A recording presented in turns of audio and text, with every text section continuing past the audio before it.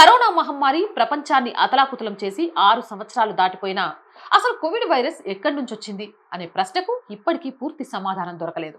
అయితే ఇప్పుడు అమెరికాలో ఈ వివాదం మరోసారి తెరపైకి వచ్చింది. అమెరికా జాతీయ నిఘా విభాగం మాజీ డైరెక్టర్ తులసి గబ్బార్డ్ తాజాగా విడుదల చేసిన డిక్లాసిఫైడ్ పత్రాలు ప్రపంచవ్యాప్తంగా చర్చానీయాంశంగా మారాయి. ఈ పత్రాల్లో అమెరికా మాజీ ప్రధాన వైద్య సలహాదారు డాక్టర్ ఆంటోనీ ఫౌచీపై తీవ్ర ఆరోపణలు ఉన్నాయి.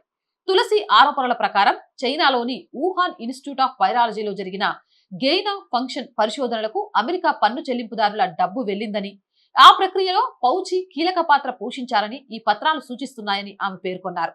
అంతేకాదు కరోనా మూలాలపై జరిగిన దర్యాప్తులను ప్రభావితం చేయడానికి ప్రయత్నించారని, కాంగ్రెస్ ముందు ఇచ్చిన వాంగ్మూలాల్లో కూడా వాస్తవాలను దాచిపెట్టారని ఆరోపించారు.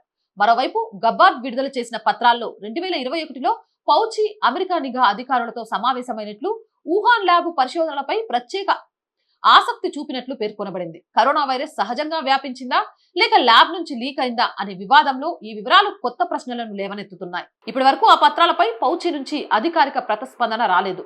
కోవిడ్ మహమ్మారి కారణంగా ప్రపంచ వ్యాప్తంగా కోట్లాది మంది ప్రభావితులయ్యారు. అలాంటి నేపథ్యంలో కరోనా ఆవిర్భావానికి సంబంధించిన ప్రతి కొత్త సమాచారం ప్రపంచ దృష్టిని ఆకర్షిస్తోంది.